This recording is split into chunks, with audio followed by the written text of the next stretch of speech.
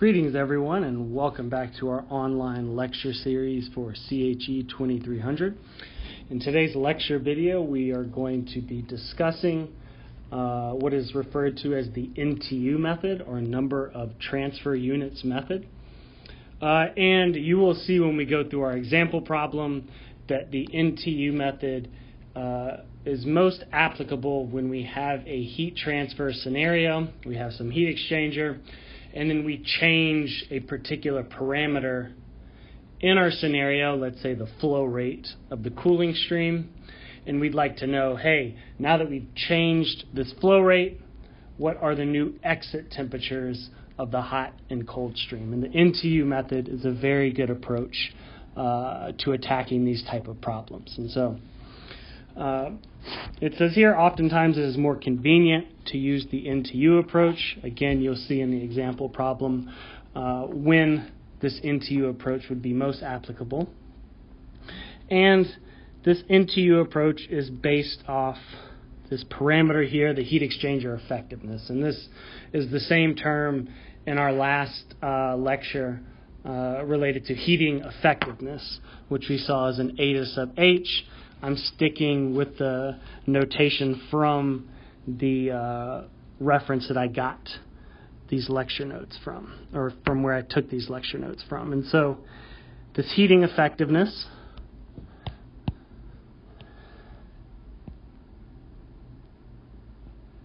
much like we saw in the last lecture, is a ratio of the actual heat transfer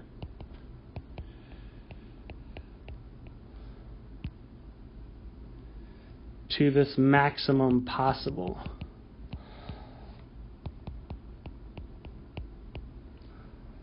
heat transfer.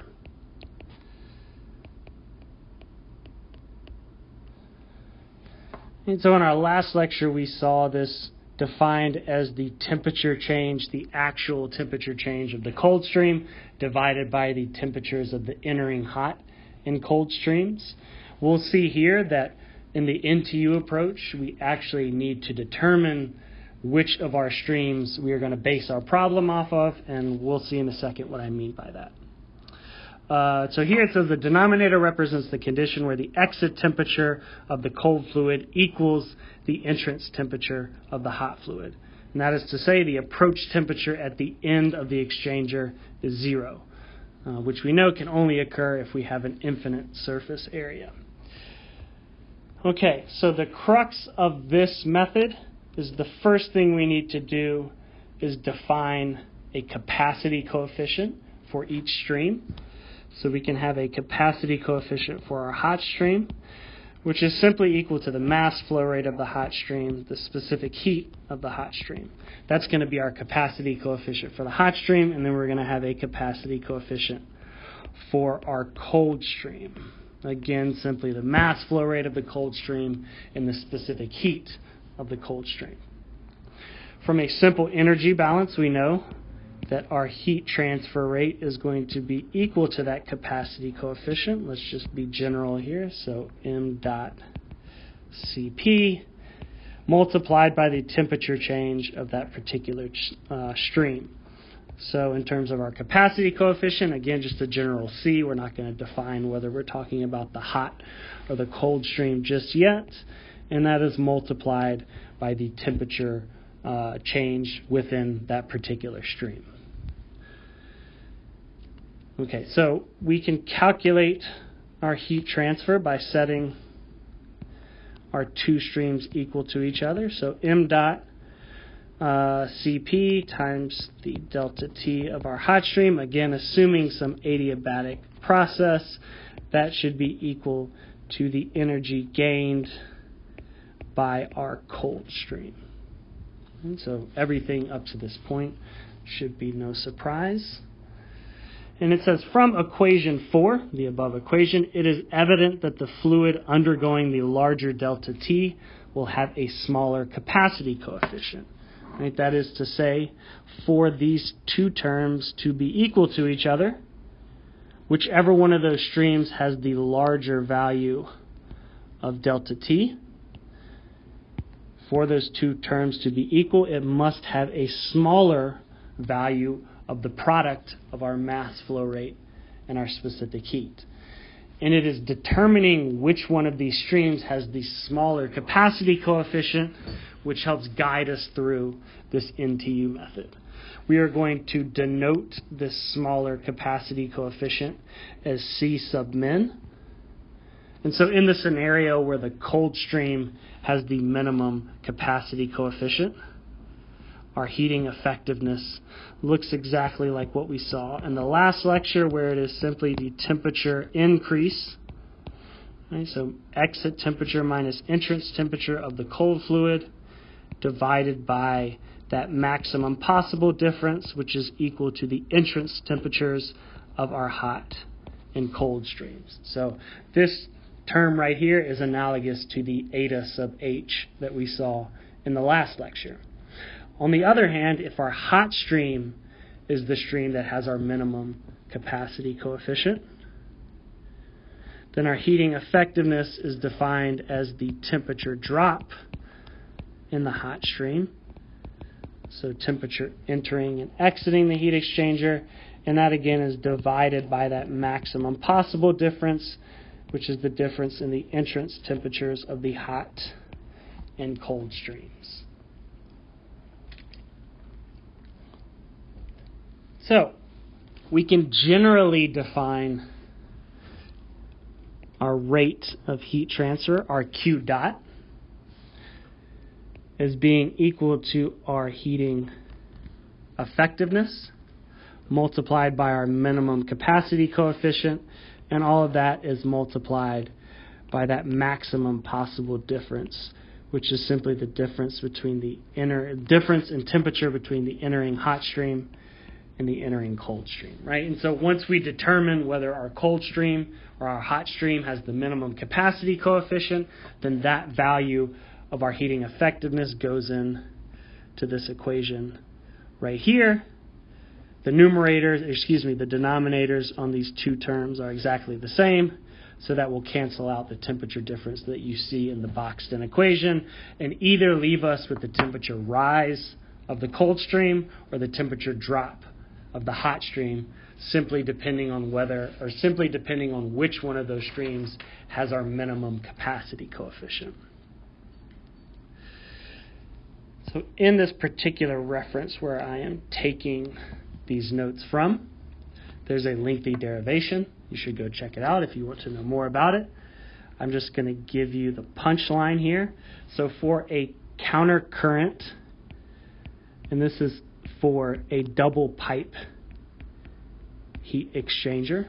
We'll see in a second about a shell and tube heat exchanger. But if I have a double pipe heat exchanger operated under counter current flow, my heating effectiveness is equal to the following equation. So on the denominator we have 1 minus the ratio of our minimum and maximum capacity coefficients.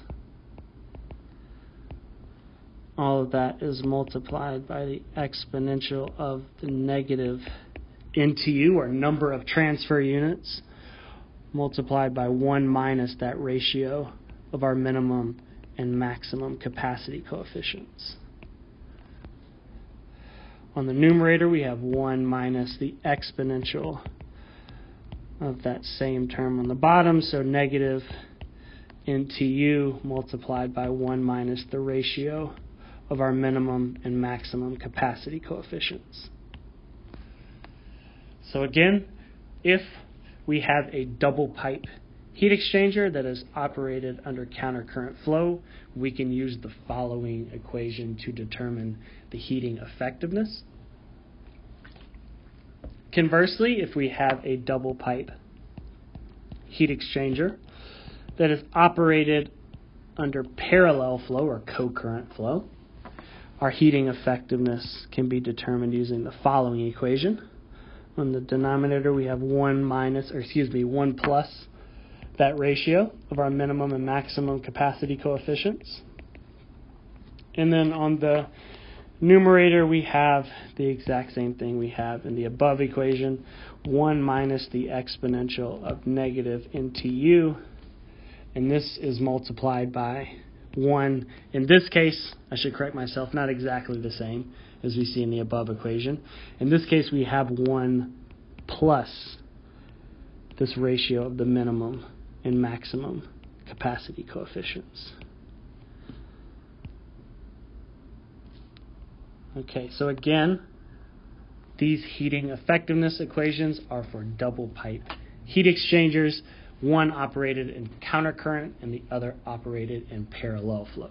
In both cases, the NTU, or number of transfer units, is equal to our overall heat transfer coefficient, the total area of heat transfer, and that is divided by our minimum capacity coefficient. So again, as you can see, one of the first things we're going to need to do when we solve these type of problems is identify which stream has our minimum capacity coefficient, and that's going to help define our number of transfer units for that particular problem.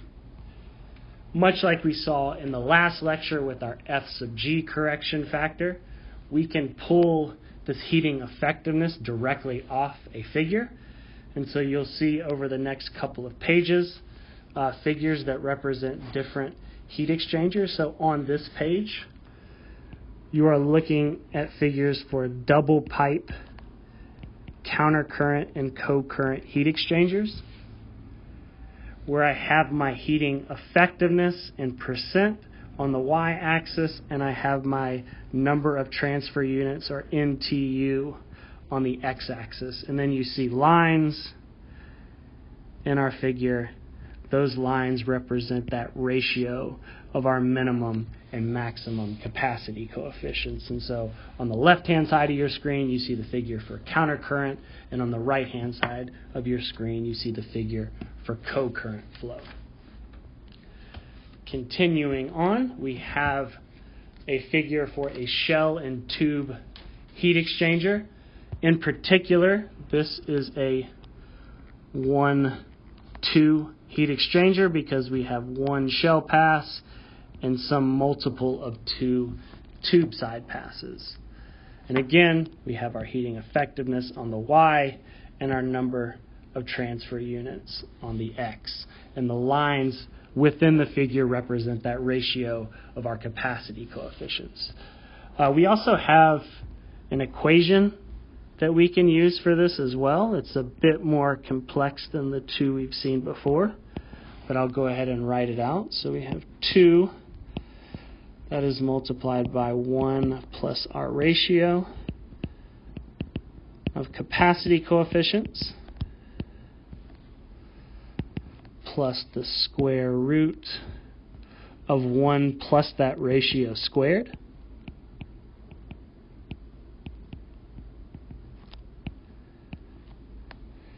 And that is going to be multiplied by 1 plus exponential negative NTU multiplied by the square root of 1 plus that ratio squared.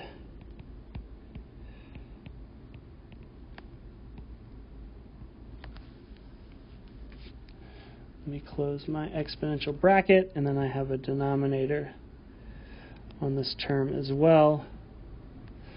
The only difference is now I have a 1 minus my exponential, but everything inside the exponential remains the same. So we have negative NTU multiplied by the square root of 1 plus that ratio squared.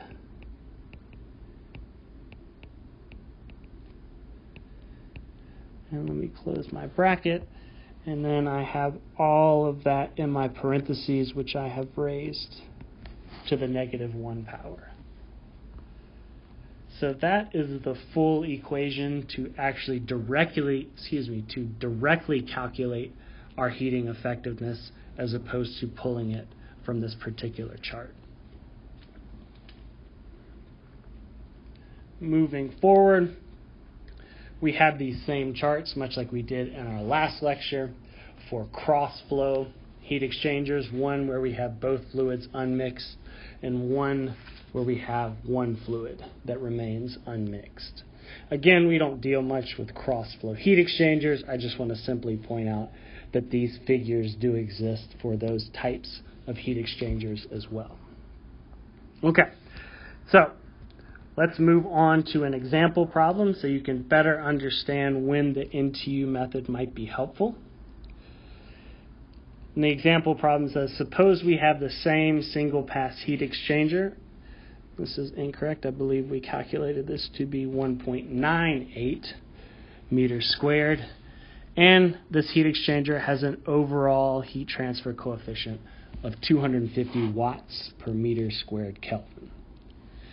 In this particular scenario, we have oil. It enters our heat exchanger at 375 K, and we have our cooling water that enters the heat exchanger at 280 K. The difference between this particular problem and the one that we saw in Lecture 24 or in Lecture 25 is that we are changing the mass flow rate of the water. So here it says the mass flow rate of the water is increased. That's actually not correct. It is decreased. And we've actually slowed down the speed of the water. I believe in the previous problem, this mass flow rate value was 0.2 kilograms per second. So we've changed the mass flow rate of our water, and because of that, we now do not know what the exit temperature of our hot and cold streams are. Therefore, we don't know the heat transfer rate. Therefore, we don't necessarily, because we have changed the mass flow rate of the cooling water, we do not know the exit temperatures of either the hot or the cold stream. We're going to assume that everything else remains the same in terms of the physical parameters of our heat exchanger. So it's going to have a total heat transfer area of 1.98, and we're going to assume that it has the same overall heat transfer coefficient of 250. And we're going to ask ourselves, what are the new exit temperatures of the hot and cold streams? So the first thing we need to do is determine which one of these streams has our minimum capacity coefficient. So we can calculate the capacity coefficient for the hot stream, which again is simply the mass flow rate times the specific heat of the hot stream. In this case, we have 0.6 kilograms per second, and that's multiplied by 2090 joules per kilogram K, which works out to be 1254 joules per second K. We can do the same thing for our cold stream, where again our capacity coefficient is equal to the mass flow rate times the specific heat of the cold stream. That is equal to 0.075 kilograms per second. And we're going to multiply that by 4177 joules per kilogram K. If I've done my math correctly, we end up with a value of around 315 joules per second Kelvin. And so it's clear looking at those two numbers that our cold stream has the minimum capacity coefficient. And so again, we're going to take that knowledge, now that we know that our cold stream has the minimum capacity coefficient, use that to calculate our number of transfer units, and then from that, calculate the new exit temperatures of our hot and cold streams. Okay, so the next thing we can do is calculate NTU, which again is the overall heat transfer coefficient multiplied by the total area of heat transfer divided by this minimum capacity coefficient. So that's going to be equal to 250 multiplied by 1.98. I'm going to divide all that by 313. That comes out to be a value of around 1.58. And the next thing we need to be able to use those charts is that ratio of our capacity coefficients. So we take the minimum and maximum capacity coefficients, that's 313. We divide that by 54, and we end up with a value of around 0.25. Okay, so now that we know our number of transfer units, we know our ratio, we can go back up to our problem and pull off our heating effectiveness. So we have our single pass heat exchanger. It's operated in counter current flow. Right, so here, double pipe, we could also consider this single pass, right? Because this does apply to shell and tube, but again, only with a single pass shell and tube. And so we are over here on the left-hand side of the page looking at counter current flow. So our number of transfer units was somewhere around 1.5. Our ratio of capacity coefficients was about 0.25. So I come up here, I hit my curve at around 0.25. I move over, and I pull off my value for the heating effectiveness. In this case, I took that value to be around 76%.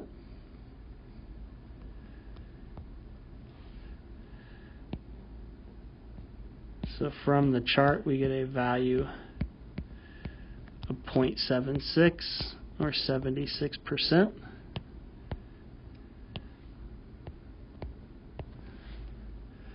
And this is the heating effectiveness that we are going to use to first calculate the rate of heat transfer.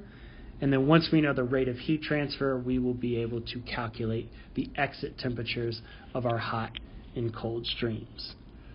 So using that heating effectiveness, we can plug that into the following equation, which gives us our rate of heat transfer. As a function of that heating effectiveness, our minimum capacity coefficient, and this maximum possible temperature difference, which is simply the temperature difference between the entering hot and cold streams. Excuse me, it actually looks like I have taken this value to be, it won't change the problem much. I've taken this to be 7.4, not 7.6. My apologies. Okay. Using that value of 0.74, let's plug that into our equation. We know what our minimum capacity coefficient is. We just calculated that. And we can take the entering temperature of our hot and cold streams directly from our figure, which is 375 minus 280 K. Okay, if I've done my math correctly, I end up with a rate of heat transfer of around 2.2 times 10 to the 4th watts, or joules per second. Okay, now that we have calculated our rate of heat transfer, we can estimate or calculate the exit temperatures of our hot and cold stream using our simple energy balance, which tells us that the rate of heat transfer is equal to the capacity coefficient of our stream multiplied by the temperature drop or temperature increase of that particular stream. So for my hot stream, I have 2.2 times 10 to the 4th watts is equal to 1254, and that's going to be multiplied by 375 minus the exit temperature of our hot stream. And then for our cold stream, we have 2.2 times 10 to the 4th. That's going to be equal to 313. And here we have the exit temperature of the cold stream minus the entrance temperature of the cold stream. Only one unknown in each one of those equations, so we can solve for those unknowns. And when we do that, we get an exit temperature of our hot stream to be 357 K, and we get an exit temperature of our cold stream to be around 350 K.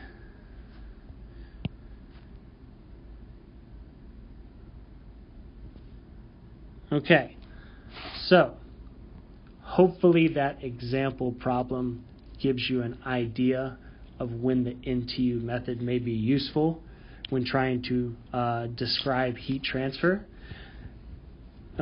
In my opinion, right, the most useful time or most useful place for the NTU method is for a particular problem like this, right, where we have gone in and we said, hey, we calculated parameters based on one flow rate. In the previous problems, it was 0.2 kilograms per second. And now, all of a sudden, the water pressure changes and the flow rate of our cooling water drops significantly. And we want to know, hey, based on that change in flow rate, what are the new exit temperatures of our hot and cold streams?